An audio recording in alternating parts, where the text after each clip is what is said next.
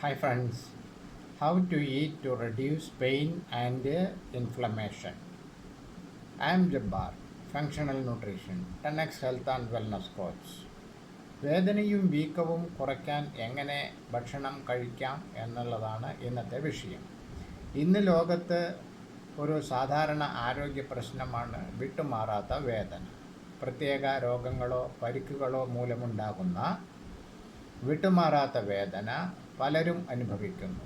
മറ്റുള്ളവർക്ക് വ്യക്തമായ കാരണമോ അറിയപ്പെടുന്ന രോഗമോ ഇല്ലാതെ വിട്ടുമാറാത്ത വേദന അനുഭവപ്പെടുന്നു എന്നുള്ളതാണ്.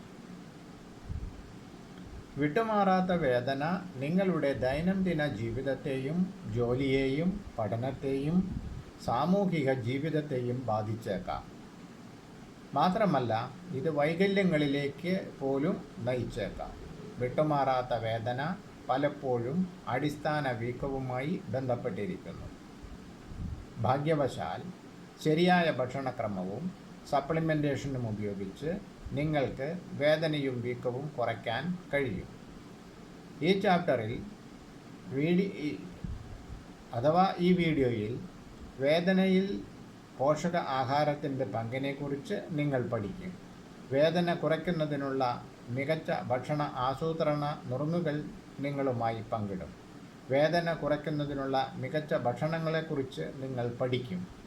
അവസാനമായി എൻ്റെ പ്രിയപ്പെട്ട ഫോർമുലകൾ ഉൾപ്പെടെ വേദന കുറയ്ക്കുന്നതിനുള്ള മികച്ച സപ്ലിമെൻറ്റുകൾ ഞാൻ നിങ്ങളുമായി പങ്കിടും. Learn more, super charge your health and disease free life.